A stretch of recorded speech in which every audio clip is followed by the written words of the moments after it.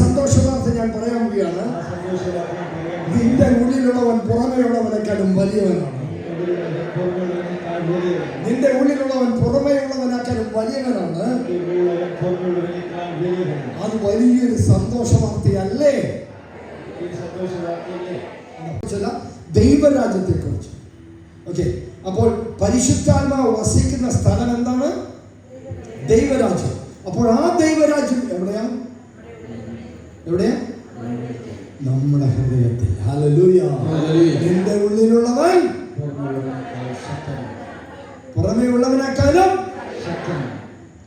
വലിയവനാണ്. ഹല്ലേലൂയ. ശക്തനാണ്. ഹല്ലേലൂയ. നടക്കൂ മക്കളെ. അടുത്തിരിക്കുന്നവർ പറഞ്ഞേ, ദൈവരാജ്യം നിങ്ങളിൽ വസിക്കുന്നു.